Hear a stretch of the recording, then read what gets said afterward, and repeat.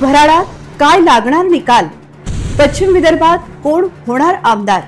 महायुतीच्या हाती किती जागा लागणार? महाविकास आघाडीचे किती येणार आमदार? राज्यात महायुती की महाविकास? पहा महानिकालाचे लाईव्ह कव्हरेज फक्त RRC न्यूजवर। विधानसभा रिझल्टचा विशेष कार्यक्रम महाराष्ट्राचा महानिकाल।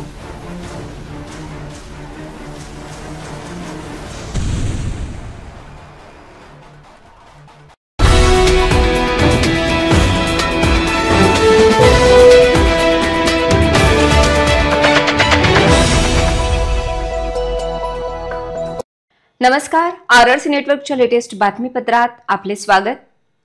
अशा आहेत आजच्या हेडलाईन्स। हेडलाइन्स प्रस्तुत करता the smart electronics mall, MV sales, Kholeshwar road, Akola. अच्छा प्रोडक्ट, अच्छी क्वालिटी। शनिवारी मतमोजणी पाहता थंडी में गर्मी का एहसास। वातावरणातील गारव्यावर राजकीय गर्मीचे औषध।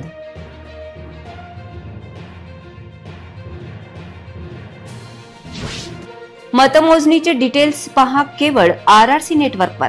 तुमच्या मोबाईलवर सुरू करा YouTube चॅनल किंवा फेसबुकवर पहा निकाल। अकोला पश्चिम विधानसभेत कोणाचा लागणार निकाल? भाजप की काँग्रेस यांच्यापैकी कोण जिंकणार? सर्वत्र चर्चा। बाळापूर विधानसभेत जिंकणार कोण? लढत शिवसेना विरुद्ध शिवसेना। मुस्लिमांची मते ठरणार निर्णायक। वंचित उमेदवारांवर सर्वांचे लक्ष। राजकीय हाय व्होल्टेज ड्रामानंतर मूर्तिजापूरचे इलेक्शन चर्चेत। भाजप की वंचित? जनतेच्या प्रश्नांची उत्तरे सुटणार शनिवारी। आता सविस्तर बातम्या। मागील 2 दिवसांपासून शहरात थंडीचा जोर वाढला आहे। दिवसभर वातावरणात गारवा जाणवतो आहे। अशा थंडगार वातावरणात शनिवार सकाळी 8 वाजतापासून मतमोजणीसाठी प्रशासन सज्ज असून टप्प्याटप्प्यात निकाल हाती येणार आहेत। अकोला पूर्व आणि पश्चिमची मतमोजणी जिल्हाधिकारी कार्यालयात आहे। या मतमोजणीकडे सर्वांचे लक्ष लागले आहे। बुधवारी विधानसभा निवडणुकीत जिल्ह्यातील अकोला पूर्व, अकोला पश्चिम, अकोट, बाळापूर आणि मूर्तिजापूर मतदारसंघात लाखो मतदारांनी उत्स्फूर्त मतदान केले। अतिशय शांततेत हे मतदान झाले। आता मतमोजणीचे टेन्शन प्रशासनावर असून शनिवारी अकोट विधानसभा मतदारसंघाची मतमोजणी ही पोपटखेड रोडवरील कृषी उत्पन्न बाजार समितीच्या गोदाम क्रमांक 5 मध्ये होणार आहे। तर बाळापूर विधानसभा मतदारसंघाची मतमोजणी ही खामगाव रोडवरील शासकीय धान्य गोदामात होणार आहे। मूर्तिजापूर येथील मतमोजणी ही तहसील कार्यालयातील शासकीय धान्य गोदाम क्रमांक 5 मध्ये होणार आहे। अकोला पूर्व आणि अकोला पश्चिमची मतमोजणी ही जिल्हाधिकारी कार्यालयातील शासकीय धान्य गोदामात होणार आहे।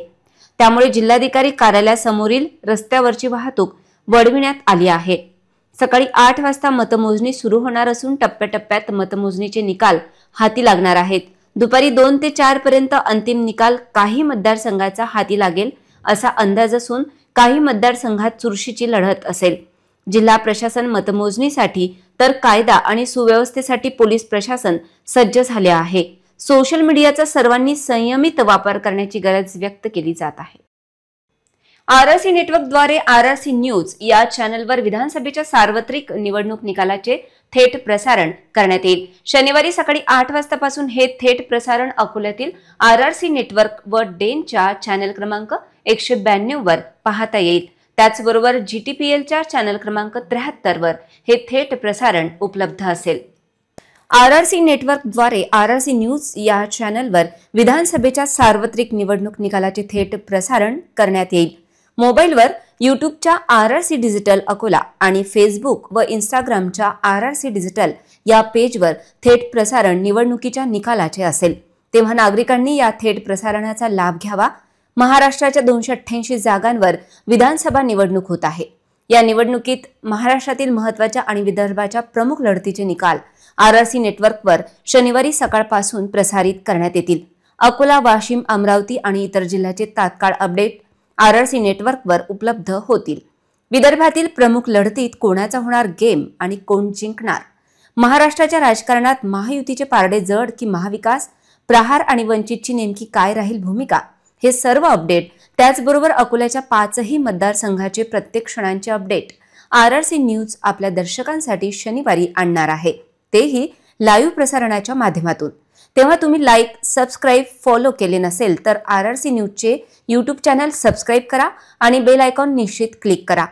शनिवारी तुम्हाला महाराष्ट्र, विदर्भ आणि अकोल्याच्या विधानसभा निवडणुकीची क्षणाक्षणाची बातमी आणि त्यावरील राजकीय विश्लेषण थेट प्रसारणात पाहता येईल।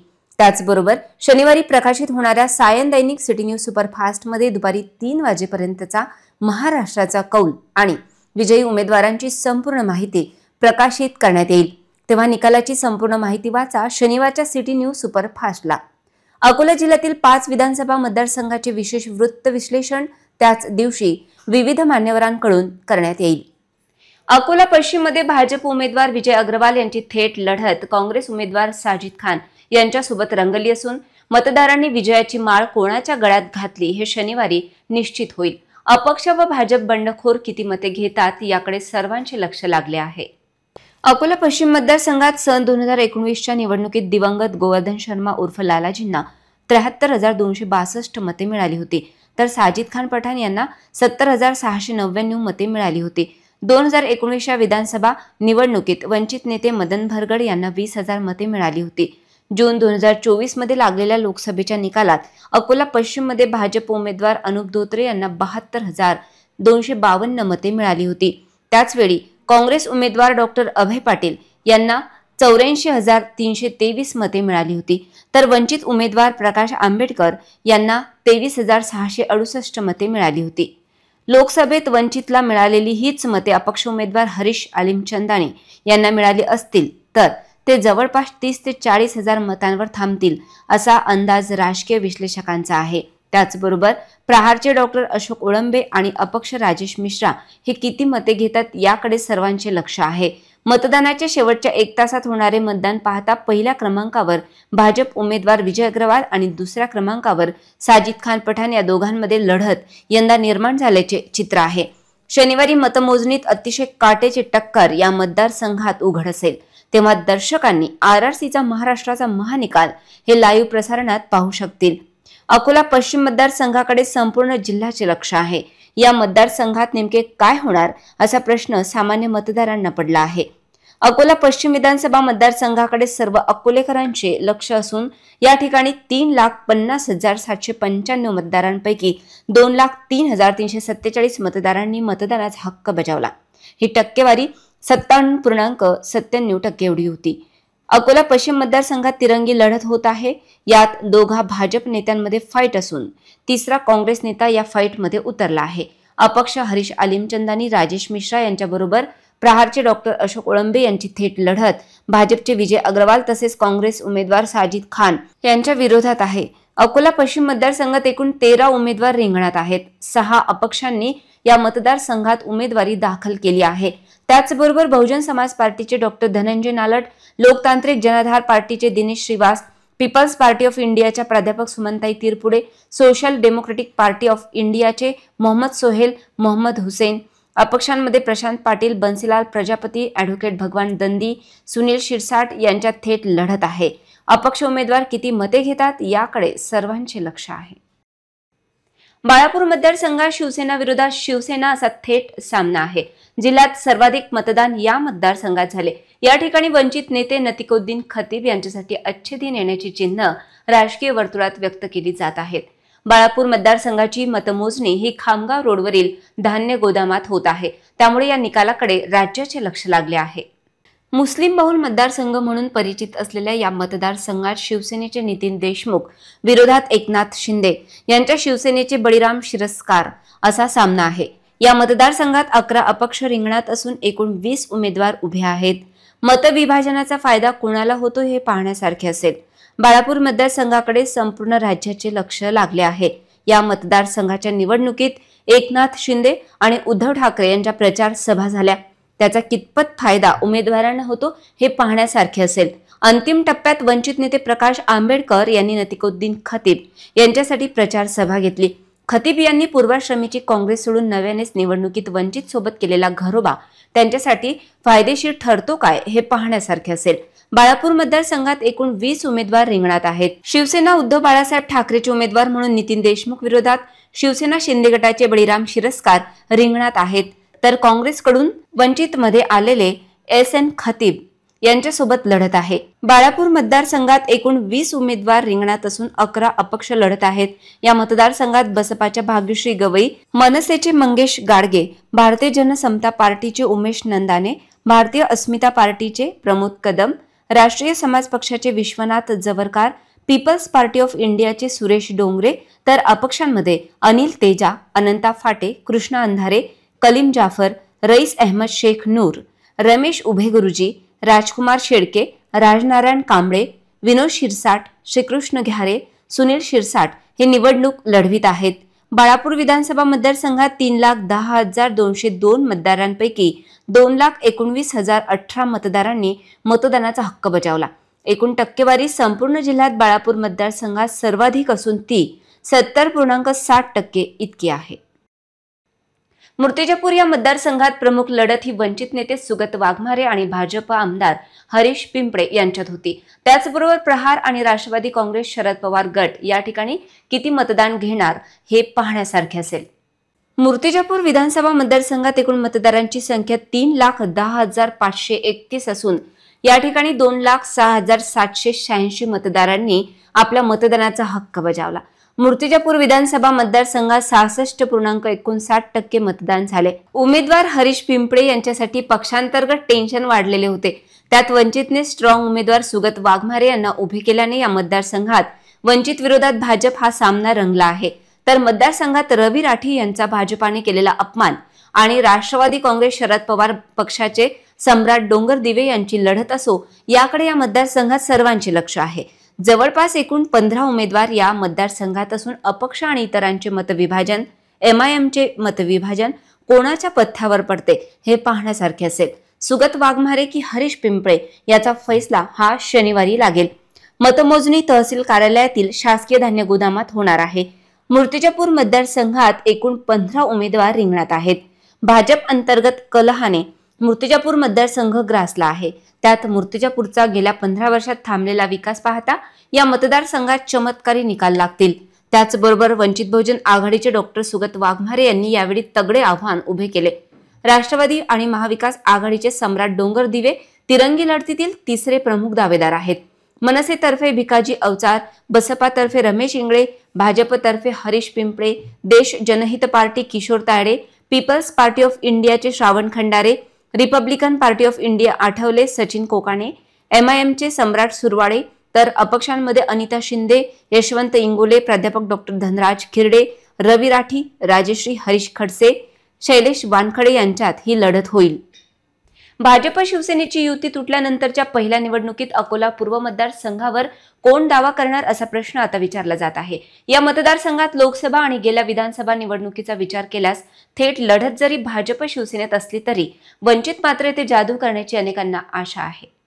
जूनमध्ये झालेल्या लोकसभा निवडणुकीत काँग्रेस उमेदवार डॉक्टर अभय पाटील यांना धक्का बसलेला विधानसभा मतदारसंघ म्हणजे अकोला पूर्व होय. या मतदारसंघात डॉक्टर अभय पाटील यांना लोकसभेत 51,000 मते मिळाली होती. पण याच मतदारसंघात भाजप उमेदवार अनुप धोत्रे यांना 88,000 मते मिळाली. ही मते 2019च्या निवडणुकीतील भाजप उमेदवाराच्या मतांपेक्षा कमी होती.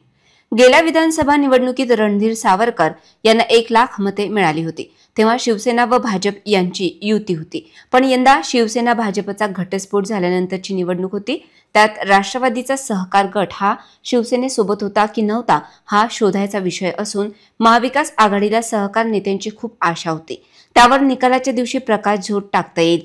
पण यंदा पहिल्यांदाच तुल्यबळ उमेदवार शिवसेनेने या मतदारसंघात गोपाल दातकर यांच्या माध्यमातून उभा केला. जातीय समीकरण आणि वंचितचा उमेदवाराचे लो प्रोफाईल पाहता ही निवडणूक भाजप उमेदवारासाठी सोपी नव्हती. अकोला पूर्व मतदारसंघात 3,55,083 मतदारांपैकी 2,18,811 मतदारांनी मतदानाचा हक्क बजावला. ही टक्केवारी 61.60 इतकी आहे. त्यामुळे या मतदारसंघात भाजप उमेदवार रणधीर सावरकर आणि शिवसेना उमेदवार गोपाल दातकर यांच्यात थेट लढत असली तरी सुप्त लाटेत वंचितला काही फायदा होतो का याची चाचपणी सुरू झाली आहे. अकोला पूर्व मतदारसंघात एकूण 11 उमेदवार रिंगणात आहेत. या 11 पैकी 3 मुख्य लढत आहे. ही लढत पाहता मतदार कोणाला कौल देतात हे पाहण्यासारखे असेल. अकोला पूर्व मतदारसंघात यावेळी विजयाची हॅट्रिक करण्यासाठी महायुतीचे उमेदवार रणधीर सावरकर होम पिचवर उतरले आहेत. त्यांना महाविकास आघाडीचे गोपाल दातकर आणि वंचित बहुजन आघाडीचे ज्ञानेश्वर सुलताने यांनी आव्हान दिले आहे. मराठा, माळी, धनगर, कोळी, मुस्लिम, बौद्ध, ब्राह्मण समाजातील मतदार या मतदारसंघात आहेत. 2 जिल्हा परिषद सदस्यांच्या विरोधात आमदार रणधीर सावरकर यांची लढत आहे.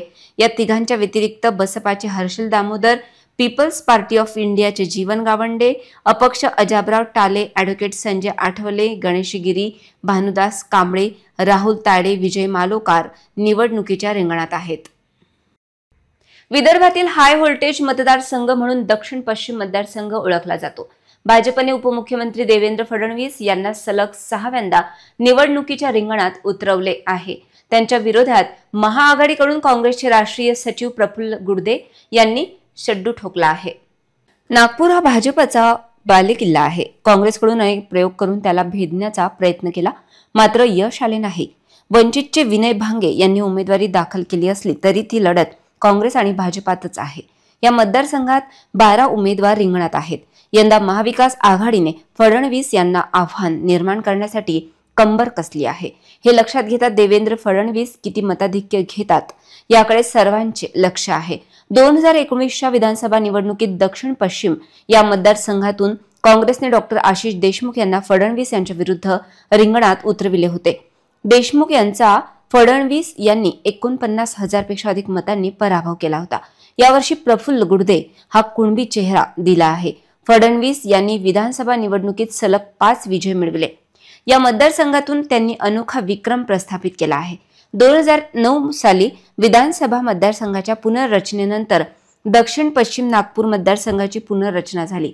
तेव्हापासून भाजपकडून सातत्याने देवेंद्र फडणवीस हेच येथून निवडून आले आहेत. या मतदारसंघात निवडणूक जिंकल्यास त्यांचा चौकार ठरणार आहे.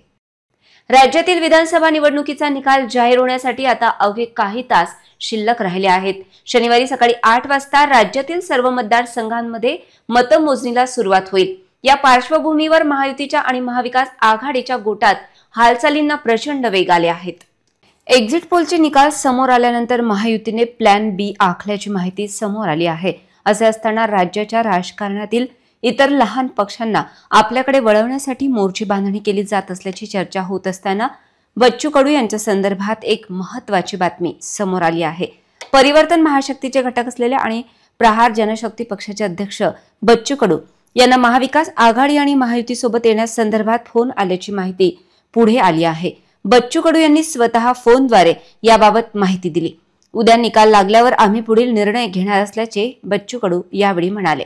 बच्चू कडू हे सध्या मुंबईतच आहेत, त्यामुळे ते नेमकी काय भूमिका घेतात आणि ते महाविकास आघाडी की महायुतीची साथ देतात हे पाहणे आता महत्त्वाचे ठरणार आहे.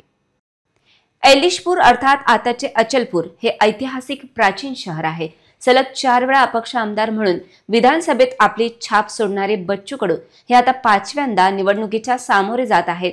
काँग्रेसचे जिल्हाध्यक्ष सहकार नेते अनिरुद्ध उर्फ बबलू देशमुख यांनी बच्चू कडूंपुढे आव्हान उभे केले आहे. यंदा अचलपूर मतदारसंघात प्रहारचे बच्चू कडू, काँग्रेसचे अनिरुद्ध उर्फ बबलू देशमुख, भाजपचे प्रवीण तायडे यांच्यासह एकूण 22 जण रिंगणात आहेत. आघाडी सरकारमध्ये राज्यमंत्री तर महायुती सरकारात दिव्यांग कल्याण विभागाचे अध्यक्षपद हे बच्चू कडू यांच्या रूपाने अचलपूरला मिळाले आहे. बच्चू कडू आणि काँग्रेसचे जिल्हाध्यक्ष बबलू देशमुख यांच्यात काट्याची टक्कर आहे. कुणबी, दलित, मुस्लिम, बारी, तेली, माळी अशा जाती धर्माच्या मतदारांचे प्राबल्य आहे. गेल्या निवडणुकीत प्रहारचे उमेदवार बच्चू कडू विजयी झाले होते. त्यांना 81,252 मते मिळाली. दुसऱ्या क्रमांकावर काँग्रेसचे बबलू देशमुख यांना 72,856 मते मिळाली होती. यंदाच्या निवडणुकीत बंद पडलेली फिनले मिल्स सुरू करणे, शकुंतला रेल्वेचे ब्रॉडगेजमध्ये रूपांतर आणि अचलपूर जिल्हा निर्मितीची मागणी होत आहे. भाजपने प्रवीण तायडे यांना उमेदवारी दिल्याने तिकीटचे प्रमुख दावेदार ठाकूर प्रमोद सिंह गडरेल यांची उमेदवारी कायम आहे. सलग 4थ्यांदा आमदारकीचा विक्रम नोंदविणारे बच्चू कडू यांच्याबाबत अँटी इन्कम्बन्सी आहे. भाजप आणि काँग्रेस ती कॅश करण्याची रणनीती आखत आहे. बबलू देशमुख यांच्यावर काँग्रेसने पुन्हा विश्वास टाकला असून त्यावर ते खरे उतरताना त्यांच्या प्रचाराच्या रणनीतीवरून दिसत आहे. त्यांचा छुपा अजेंडा मतदारांना आकर्षित करताना दिसतोय. विधानसभा निवडणुकीत वंचित बहुजन आघाडीला अकोल्यात 2 जागा मिळण्याची शक्यता आहे. वंचित राज्यातील सत्तेत असेल असे सुतोवाच प्रकाश आंबेडकर यांनी केले होते. त्यानंतर आता राज्यातील महायुती व महाविकास तर्फे संभाव्य विजयी उमेदवारांशी संपर्क वाढविल्याची माहिती समोर आली आहे. विधानसभा निवडणुकीसाठी बुधवारी मतदान प्रक्रिया पार पडली असून शनिवारी निकाल जाहीर होणार आहेत. सत्तेत कोण येणार याबाबत अस्पष्टता असली तरी सत्ता स्थापनेचे दावे प्रतिदावे महायुती आणि महाविकास आघाडीकडून केले जात आहेत. सत्तेच्या जवळ पोहोचल्यावर काही जागांसाठी सत्ता निसटू नये यासाठी महायुती व महाविकास आघाडीच्या नेत्यांनी अपक्ष व बंडखोरांची मनधरणी करण्यास सुरुवात केली आहे. यामुळे निकालापूर्वीच बंडखोर व अपक्षांचा भाव वधारला आहे. सत्ता स्थापनेसाठी महायुती आणि महाविकास आघाडीकडून सध्या जोरदार मोर्चे बांधणी केली जात आहे. वंचित अकोल्यातून 2 आमदार करेल असा विश्वास कार्यकर्ते व नेत्यांना आहे. बाळापूर आणि मूर्तिजापूर येथे वंचितचा दावा असून अकोट येथे देखील बोडखे चमत्कार करू शकतात.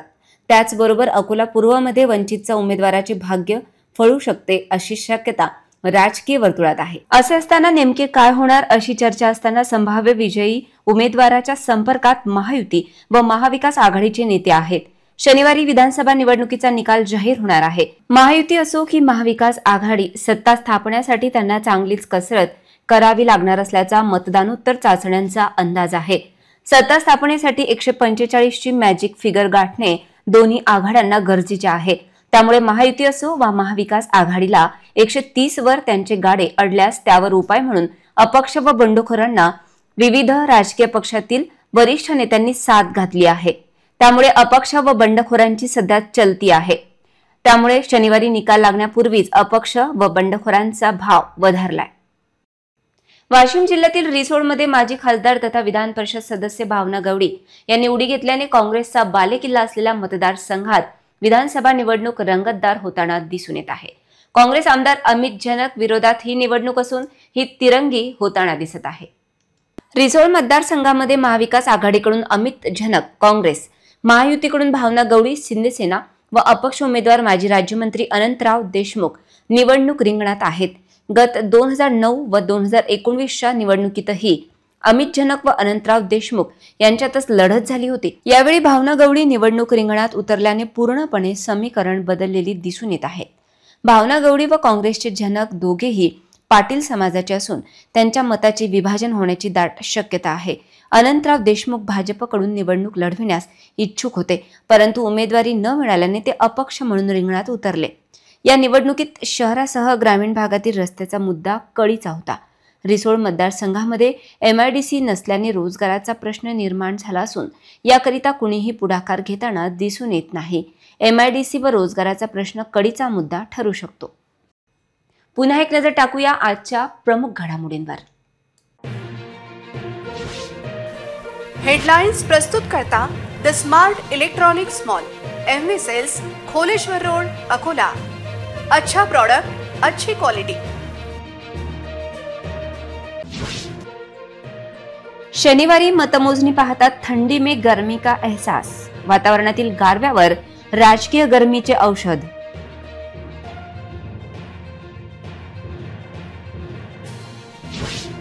मतमोजणीचे डिटेल्स पहा केवळ RRC नेटवर्कवर. तुमच्या मोबाईलवर सुरू करा YouTube चॅनल किंवा फेसबुकवर पहा निकाल. अकोला पश्चिम विधानसभेत कोणाचा लागणार निकाल? भाजप की काँग्रेस यांच्यापैकी कोण जिंकणार? सर्वत्र चर्चा. बाळापूर विधानसभेत जिंकणार कोण? लढत शिवसेना विरुद्ध शिवसेना. मुस्लिमांची मते ठरणार निर्णायक. वंचित उमेदवारांवर सर्वांचे लक्ष. राजकीय हाय व्होल्टेज ड्रामानंतर मूर्तिजापूरचे इलेक्शन चर्चेत. भाजप की वंचित? जनतेच्या प्रश्नांची उत्तरे सुटणार शनिवारी. बातम्यांसाठी तुम्ही पाहत रहा RRC न्यूज. 2 लाखांपेक्षा अधिक दर्शकांनी RRC डिजिटल अकोला हे YouTube चॅनल सबस्क्राईब केले आहे. तेव्हा तुम्ही कसली वाट पाहत आहात? तुम्ही पण सबस्क्राईब करा आणि बेल आयकॉन क्लिक करत RRCच्या बातम्या निरंतर पहा. पुन्हा भेटूया लेटेस्ट बातम्यांसह नवीन बातमीपत्रात. तोवर नमस्कार.